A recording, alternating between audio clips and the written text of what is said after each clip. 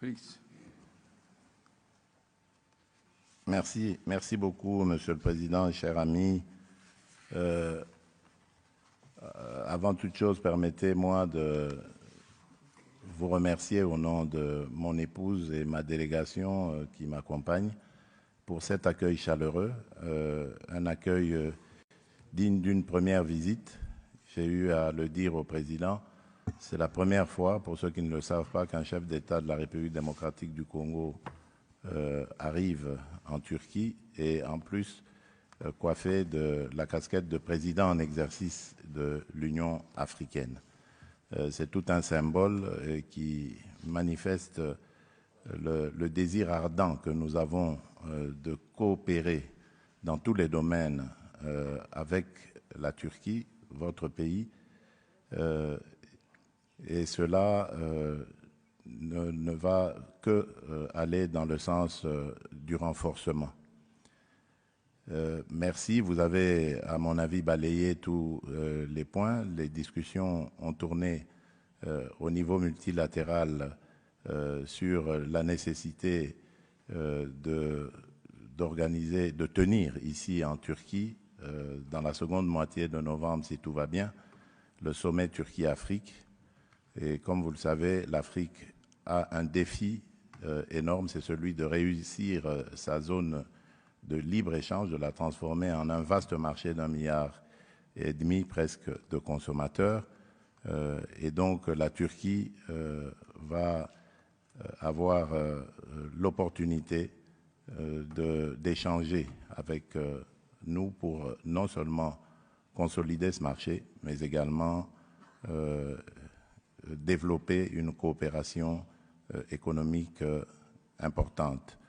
Nous avons aussi à cette occasion condamné le coup d'État qui s'est passé récemment en Guinée-Conakry et avons exigé la libération immédiate du président Alpha Condé.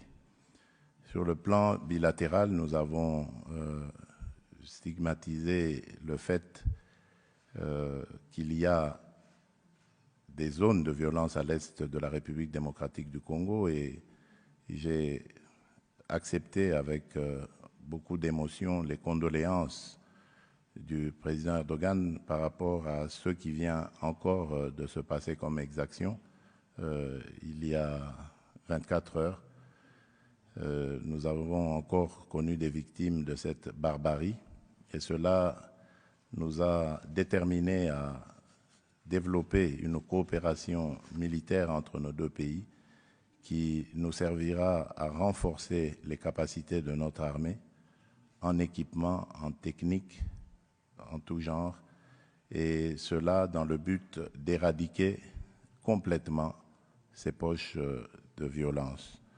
Nous avons également parlé des domaines importants de développement de mon pays, la République démocratique du Congo, nous basant sur ses atouts du sol et du sous-sol, avec d'énormes potentialités dans ces deux domaines. Et la Turquie va développer avec nous beaucoup de projets dans l'agriculture, une de nos priorités, mais également dans le domaine des ressources minières, où nous allons nouer des partenariats gagnant-gagnant, le président vous l'a dit, dans le but évidemment, dans l'intérêt évidemment de nos deux pays. Il y a également ce défi d'infrastructure que nous avons en République démocratique du Congo.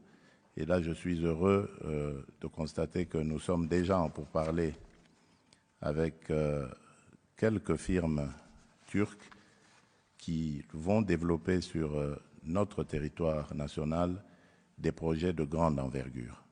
Donc, comme vous le voyez, l'amitié, la coopération entre la Turquie et la République démocratique du Congo, mon pays, mais également entre la Turquie et l'Afrique, cette amitié, cette coopération se porte bien et elle est appelée à se développer davantage, ce que nous appelons d'ailleurs de tous nos vœux.